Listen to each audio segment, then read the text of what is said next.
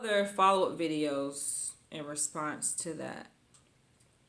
But it can, like, I've worked with people living with addictions, alcoholism, heroin addiction, K2 addiction, marijuana.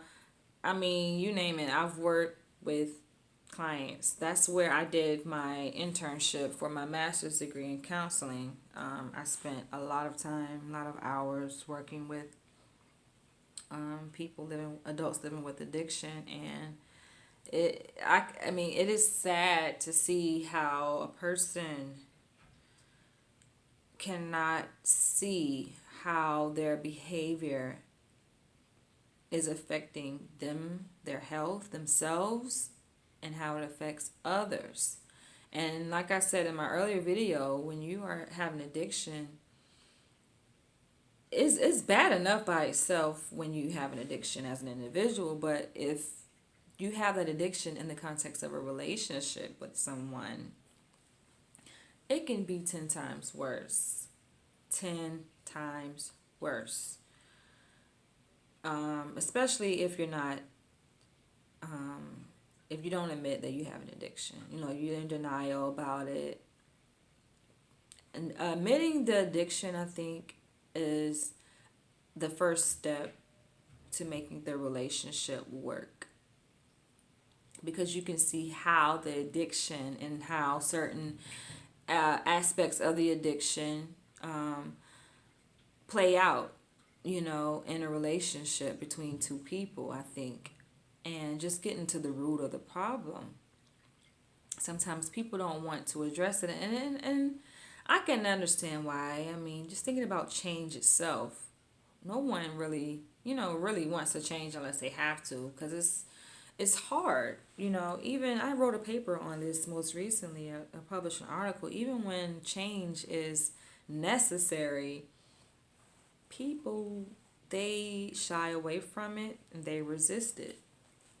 So getting a person who is addicted and in denial to admit their addiction is almost like it's impossible. But it's possible, because I've worked with, you know, people who've come into therapy and they were on, you know, they have just different stages of the change process, and they were actually, you know, the first stage, they were in denial. They didn't think that they had a problem. I mean, and I think I want to say the worst but the most difficult clients I sometimes to work with and to move towards change are those who are mandated to go to treatment, and they were so-called forced to go, you know, by the courts. They sometimes can be the most difficult to work with, because they really are in denial and they really don't think that they have a problem. And sometimes having the judge ordering you to go to court, I mean, ordering you to go to therapy, sometimes is a lifesaver. Like being mandated to go to treatment sometimes can be the lifesaver,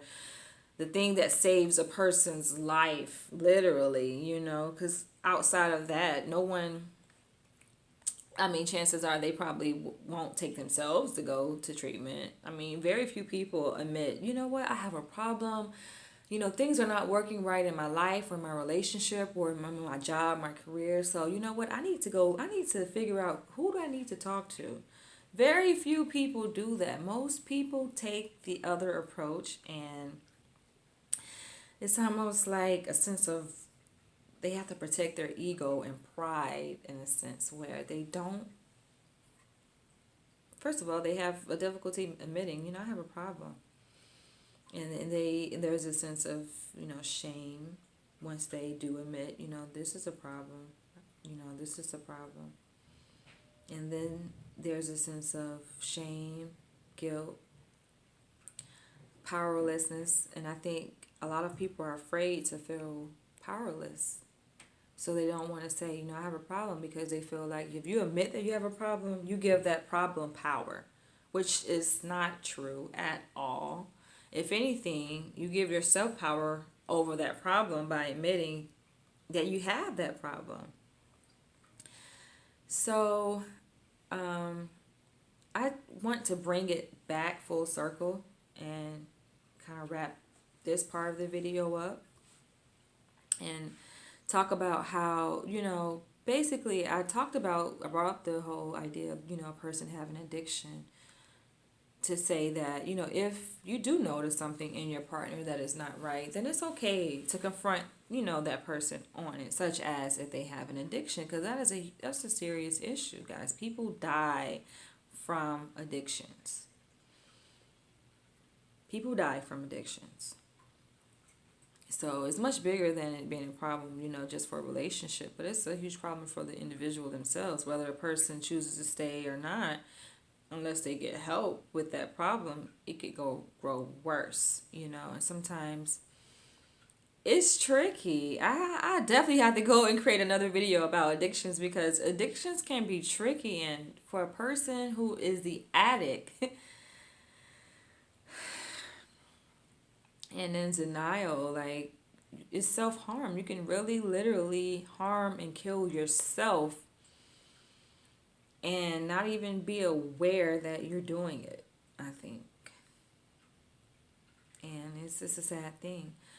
But for criticism, is the criticism that John Gottman is referring to in the context of relationships and it being a predictor of divorce, is the nitpicking type of criticism, and trying to find fault in another person, when the opposite should be true, where you should be trying to find positive things about that person to motivate and to encourage that person, and to say, oh, I like your shoes, or I like your hair, or I like this thing about you, versus finding so many negative things to say about a person, to point out positive things that a person is doing versus the negative. And I think that I think it's natural for human beings to do that. So you see something wrong with a person, that's what catches your attention. If something is going right or well with the person, it's almost like that's what's expected. A person is expected to, I don't know, look nice. So it's almost like people don't even give out compliments. They just give out hate comments or something, because that's what gets people's attention the most, and that goes along the lines of criticism. It's not helpful in a relationship. People we're not wired, and we're not created in such a way that